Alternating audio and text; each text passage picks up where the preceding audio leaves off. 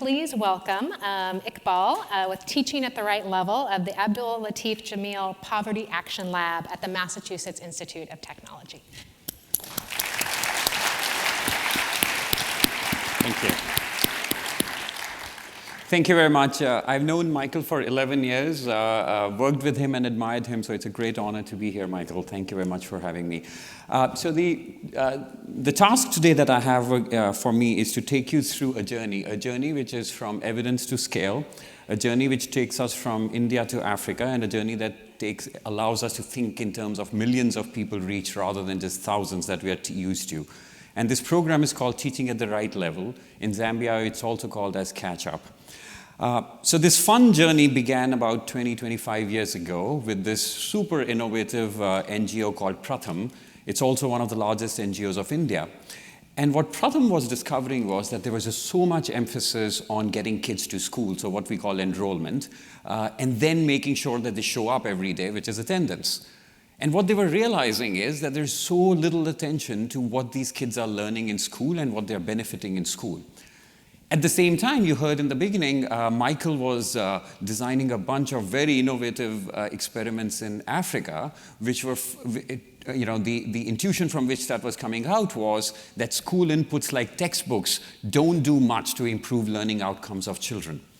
So what that spurred was a decade of experimentation and innovation led by a number of JPAL affiliates, including Michael's co-Nobel laureates, Abhijit Banerjee and Esther Duflo, the co-founders of JPAL. And what working with Pratham across 7 different states, across 6 different evaluations, across 10 years, they found was that a model that really works is to assign children for a little bit of the time in a day based on their ability rather than their grade, providing the teachers the tools and the training and the mentorship to then deliver on this new curriculum, and every day, if not literally every day, measuring the learning outcomes and seeing how the learning outcomes are improving. And this approach became Teaching at the Right Level. Pratham, being the incredible NGO that they are, scaled themselves up over the last 15, 20 years, and they have reached about 60 million children across India with this intervention. So a few years ago, JPAL started looking around and saying, well, it couldn't be that low learning outcomes is just a problem with India. This must be a problem around the world. And we said, we have this global knowledge, and we understand the local context in a lot of places. Why is this global knowledge not being translated into local change and local impact? And so one of the countries that we worked is in Zambia with the Ministry of General Education. They were already thinking about remedial education as one of the ways to improve learning outcomes. And we started piloting with them to try and understand what was happening. And then, this is still JPAL trying to move the direction from being an organization which is generating and disseminating evidence to also one which is helping scale up. And we realized that the path from the evidence to real scale up requires a long incubation period, an incubation period which requires a lot of adaptation to the local context, a lot of real-time changes to the program to make sure that we are doing it well. And this, unfortunately, was an area where very few funders were ready to put the money in. And this is where Development Innovations Venture and USAID stepped in and allowed us to move this program from 80 schools in Zambia to 1,800 schools in that country. And today that program is not only is covering almost 100% of 2 districts of Zambia, and we hope that in the next few years it will scale up to the entire country. But more importantly, it has had a very big crowding in impact because of the credibility of USAID and others, and organizations like Co-Impact, UNICEF, the British Council have come in to support the scale-up of this program in other countries like Ghana, other countries like Botswana and Nigeria. So I wanted to kind of, conclude this story by pulling for you some of the things which I really think makes what Michael started and what you are doing at DIV so incredibly powerful. I think the power of DIV, first and foremost, is the predictability of the funding model.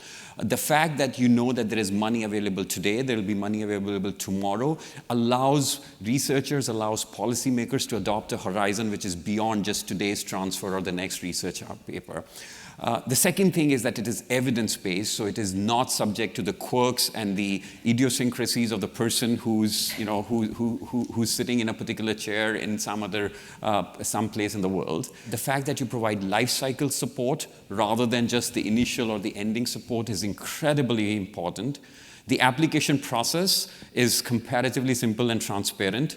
The credibility that USAID allows to crowd in other partners, and the system-level change that goes beyond an individual project. So it's not just about teaching at the right level, but changing the whole mindset of how an education department thinks about evidence and thinks about education.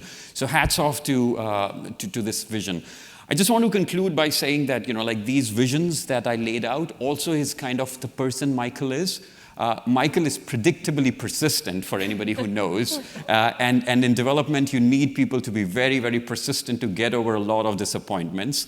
He's always very evidence-based. You cannot have a cocktail discussion with him and just throw out some discussion point, and Michael will say, oh, can you point me later to the research paper underlying this? So you've got to be careful at the CGD conversation later in the evening.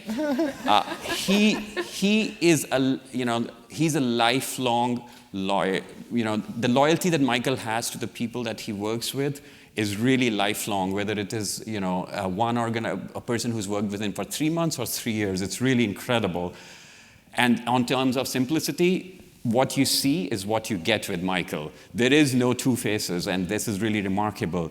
And in terms of credibility, Michael has been extremely generous in sharing the credibility that he had first as a Harvard professor, and you'll all see over the next 10 years or 20 years as a Nobel laureate with the organizations. And all of us, including J-PAL, have benefited from that shift in credibility. And last and kind of the most obvious, he's not thinking of just one individual research project. The Nobel Committee gave them the Nobel for changing the system. What you see at DIV is one of them.